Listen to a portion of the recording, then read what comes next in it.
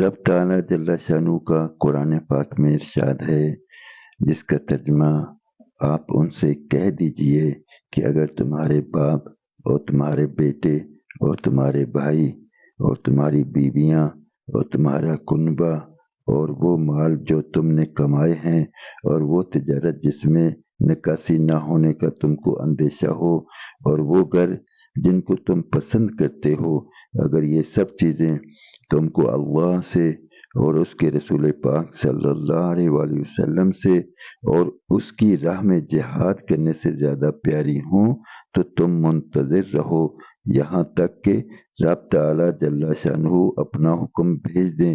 اور اللہ تعالیٰ جل شانہ بے حکمی کرنے والوں کو ان کے مقصود تک نہیں پہنچاتا۔ خاتم الانبیاء والمرسلین صلی اللہ علیہ وآلہ وسلم کا ارشاد ہے، تین چیزیں ایسی ہیں کہ جس شخص میں وہ پائی جائیں ایمان کی حلاوت اور ایمان کا مزہ نصیب ہو جائے۔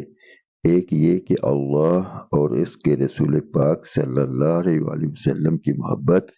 ان کے ماسوا سب سے زیادہ ہو۔ دوسرے یہ کہ جس کسی سے محبت کرے اللہ ہی کے واسطے کرے۔ نمبر تین یہ کہ کفر کی طرف لوٹنا اس کو ایسا ہی گراں اور مشکل ہو جیسا کہ آگ میں گرنا۔ حضرت علی کرم اللہ وجہہ سے کسی نے پوچھا کہ آپ کو نبی مکرم صلی اللہ علیہ وآلہ وسلم سے کتنی محبت تھی؟ آپ رضی اللہ عنہ نے ارشاد فرمایا کہ خدا پاک کی قسم، نبی پاک صلی اللہ علیہ وآلہ وسلم ہم لوگوں کے نزدیک اپنے مالوں سے، اپنی اولادوں سے اور اپنی ماؤں سے اور سخت پیاس کی حالت میں ٹھنڈے پانی سے زیادہ محبوب تھے۔ حضرت فاطمہ رضی اللہ عنہا کا مکان شروع میں نبی مکرم صلی اللہ علیہ وآلہ وسلم سے ذرا دور تھا۔ ایک مرتبہ خاتم الانبیاء والمرسلین حضرت محمد رسول اللہ صلی اللہ علیہ وآلہ وسلم نے ارشاد فرمایا کہ میرا دل چاہتا ہے کہ تمہارا مکان تو میرے قریب ہی ہو جاتا۔ حضرت فاطمہ رضی اللہ عنہا نے عرض کیا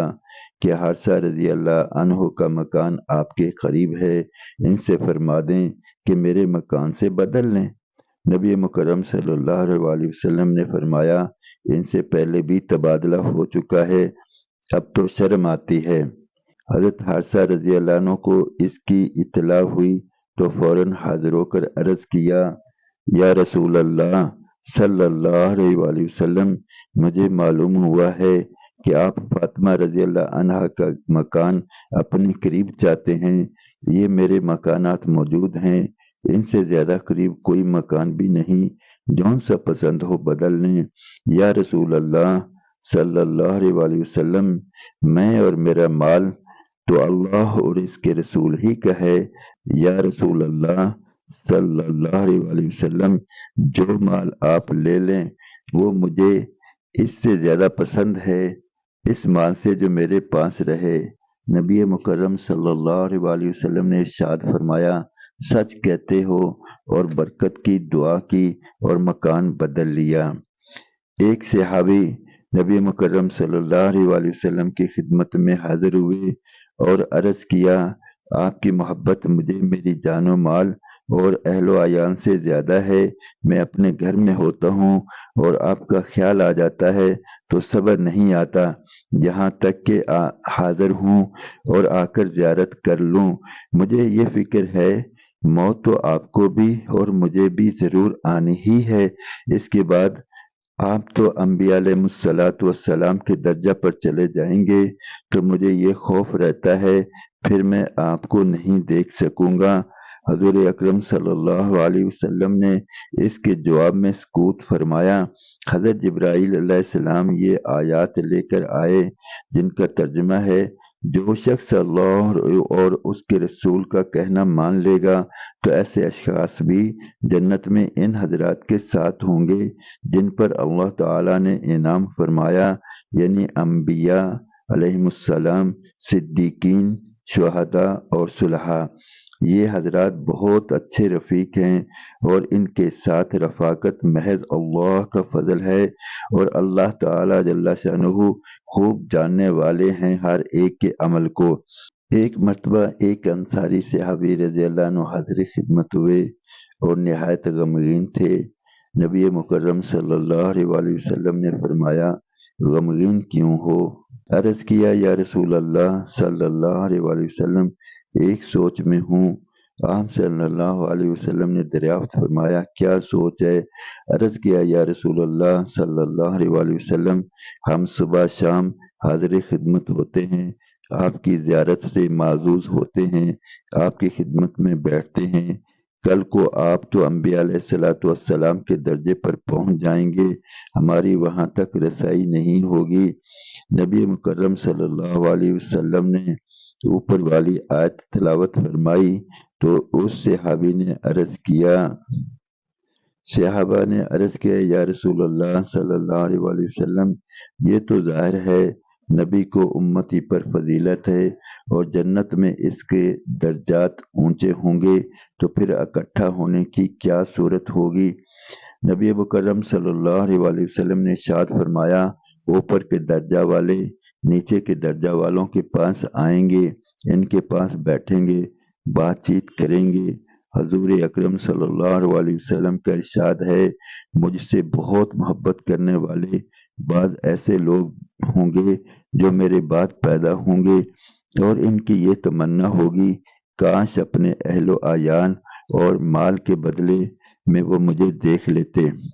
حضرت خالد رضی اللہ عنہ کی بیٹی عبدہ کہتی ہیں، میرے والد جب بھی سونے لیٹتے تو اتنے آنکھ نہ لگتی اور جاگتے رہتے، نبی مکرم صلی اللہ علیہ وآلہ وسلم کی یاد اور شوق و اشتیاق میں لگے رہتے اور مہاجرین اور انصار صحابہ کا نام لے لے کر یاد کرتے رہتے اور یہ کہتے کہ یہی میرے اصول و فروع ہیں، یعنی بڑے اور چھوٹے ہیں، اور ان کی طرف میرا دل کھینچا جا رہا ہے۔ یا اللہ، مجھے جلد ہی موت دے دے کہ ان لوگوں سے جا کر ملوں، اور یہی کہتے کہتے سو جاتے۔ حضرت ابوبکر صدیق رضی اللہ عنہ نے ایک مرتبہ عرض کیا، یا رسول اللہ صلی اللہ علیہ وآلہ وسلم، مجھے آپ کے باپ کے مسلمان یا رسول اللہ صلی اللہ علیہ وآلہ وسلم، مجھے اپنے باپ کے مسلمان ہونے کی بنسبت آپ کے چچا ابو طالب کے مسلمان ہو جانے کی زیادہ تمنا ہے، اس لیے کہ اس سے آپ کو زیادہ خوشی ہوگی۔ حضرت عمر رضی اللہ عنہ نے ایک مرتبہ نبی پاک صلی اللہ علیہ وسلم کے چچا عباس رضی اللہ عنہ سے عرض کیا، آپ کے اسلام لانے کی مجھے زیادہ خوشی ہے اپنے باپ کے مسلمان ہونے سے، اس لیے کہ آپ کا اسلام نبی مکرم صلی اللہ علیہ وسلم کو زیادہ محبوب ہے۔ حضرت عمر رضی اللہ عنہ ایک مرتبہ رات کو حفاظتی گشت فرما رہے تھے، ایک گھر میں سے چراغ کی روشنی محسوس ہوئی اور ایک بڑھیا کی آواز کان میں پڑی جو اون کو دھنتی ہوئی اشعار پڑھ رہی تھی، جن کا ترجمہ یہ ہے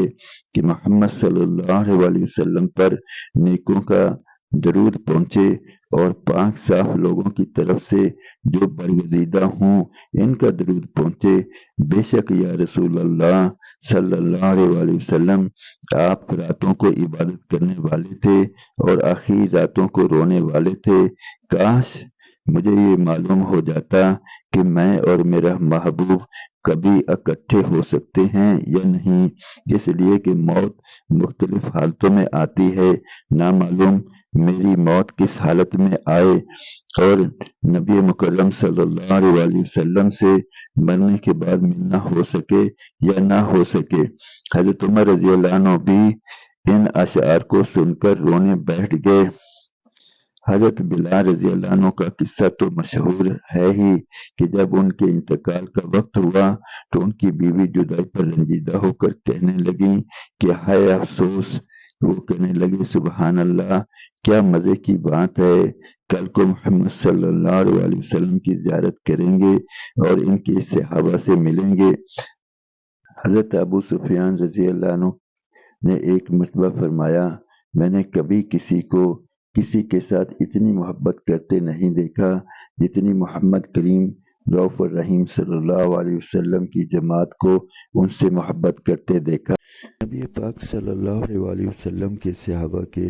ہزاروں نہیں لاکھوں واقعات ہیں، لیکن ہمیں یہ سوچنا ہے کہ ہماری زندگی میں محبت رسول کتنی ہے، اور ہم دن سے نبی پاک صلی اللہ علیہ وسلم کے اقدامات کا، آپ کے افعال کا، آپ کے احکامات کا کہاں تک پیروی کرتے ہیں، کہاں تک پاس رکھتے ہیں، تاکہ ہمیں بھی معلوم ہو کہ ہمارے دل میں نبی پاک صلی اللہ علیہ وسلم کی کتنی محبت ہے۔ اصل تو محبت کا پیمانہ اتباع ہے، اسی لیے کہا جاتا ہے کہ محب محبوب کا تابع دار ہوتا ہے۔ تو اپنی زندگی میں اس کو لاگو کریں اور اس پہ اپنی زندگی کو لے کر آئیں۔